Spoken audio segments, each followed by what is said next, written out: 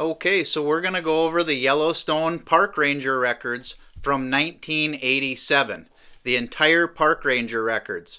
So basically the first one happened February 9th, 1987. We have a man named Mr. H.K. that was flying his Cessna from Idaho Falls to Jackson, Mississippi, when his plane flew off course near Yellowstone. He was actually near the Grand Teton Forest, or national mountains there. Basically, his plane flew off course and crashed in a large storm. His plane was very hard to find since it was white. It actually took the Forest Service and Sheriff's Office till March 5th to find the wreckage and the body of Mr. H.K. They say that he died either in or after the crash. So on June 22nd, 1987, a young man with the initial CLQ was fishing in Yellowstone National Park. He was on medication for seizures at the time. I'm sad to say he was found floating face down in the lake where he had been fishing, or near where he had been fishing, soon or about an hour after he had gone missing. So the next posting is the 4th of July weekend. Apparently there's a lot of activity around Yellowstone on the 4th of July weekend. There's kind of a large list here. So basically there was 70 citations issued for various offenses. There were DWI arrests. There were 26 people transported to the hospital that weekend for various issues and injuries. There were 2 minor searches conducted, 7 fires, and there were 10 motor vehicle accidents the 4th of July weekend. So remember to drive careful when you're in Yellowstone, because that is one of the main killers or most risky things in Yellowstone is driving. One of the most notable events that happened on July 6th of 1987 was an actual stagecoach accident. So there was 3 stagecoach operators, or wranglers they call them. They were operating the horses. They were pulling the stagecoach that had actually 19 people in it. Basically, the horses bolted for some unknown reason, and the stagecoach actually slowly rolled over.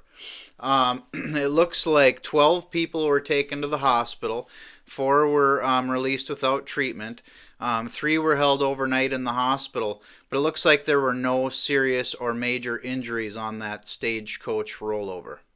So on August 6, 1987, there was an actual armed robbery in Yellowstone National Park. There was a man that basically walked up to the entrance of Yellowstone, and there was a male worker working there. And the gentleman, he was about 6'1" or 6'2", and he had a large silver revolver. And basically he stole about $450 and then ran into the nearby woods.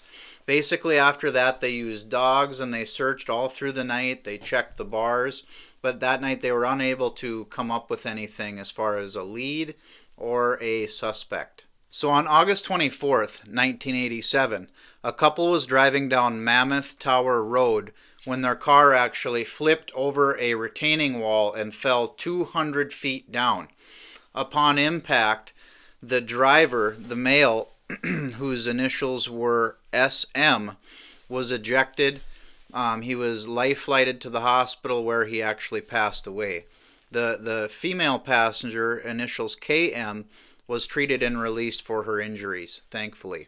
So 2 men who were arrested in Billings, Montana, they got into a shootout and they did bank robberies, and they were on a crime spree basically from Denver to the coast and back to Montana again.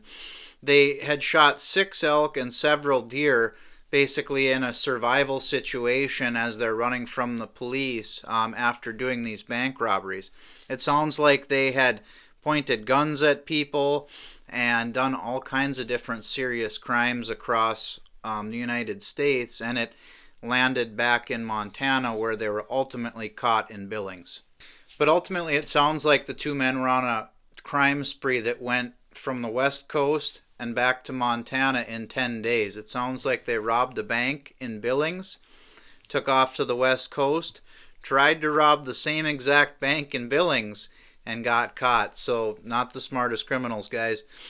Thanks for coming along for this video. I really appreciate it. Please like and subscribe and come along for the next one.